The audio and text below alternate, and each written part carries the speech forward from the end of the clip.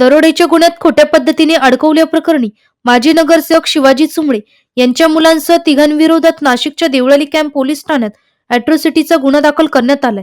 यश गरुड या 28 वर्षीय तरुणाच्या विरोधात जबरी चोरी केली अशी खोटी माहिती देऊन अडकवण्याचा प्रयत्न केला. तसेच नाशिक शहरातील पवन पवार या राजकीय व्यक्तीचा कार्यकर्ता असल्याने तसेच दलित समाजाचा असल्याने त्याला मोठी शिक्षा व्हावी या हेतूने ही खोटी तक्रार देण्यात आल्याचे तक्रारीत म्हटले असून या प्रकरणी प्रताप शिवाजी चुंबळे, सुनील शहा, रवींद्र जैन यांच्या विरोधात देवळाली कॅम्प पोलीस ठाण्यात गुन्हा दाखल करण्यात आलाय. याबाबत पोलीस उपायुक्त मोनिका राऊत यांनी माहिती दिली. काल देवळाली पोलीस स्टेशन या ठिकाणी पोलीस तपासामध्ये खोटी माहिती दिली याच्या अनुषंगाने अॅट्रॉसिटीचा गुन्हा दाखल झालेला आहे. यश गरुड हा त्यातला फिर्यादी आहे. सदर बाबतीमध्ये अधिक तपास केला असता अशी माहिती समोर आलेली आहे की देवळाली पोलीस स्टेशन या ठिकाणी पूर्वी 395 सेक्शन अंडर गुन्हा दाखल झाला होता की त्याच्यामध्ये यश गरुड याला आरोपी दाखवण्यात आले होते.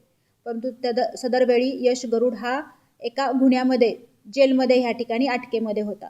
तर अशी खोटी माहिती पोलिसांना दिल्याच्या अनुषंगाने सदर गुन्हा दाखल झालेला आहे. हा गुन्हा देवळाली पोलीस स्टेशन या ठिकाणी अॅट्रॉसिटी कायद्याअंतर्गत दाखल झालेला आहे. पुढील तपास SCP बारी नाशिक रोड हे करत आहेत.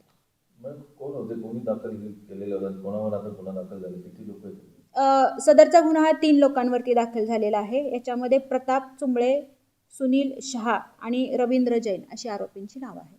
काय कारण काय होतं? जमिनीचा काय वाद होता? जमिनीचा वाद तसं कारण पुढे आलेलं नाहीये.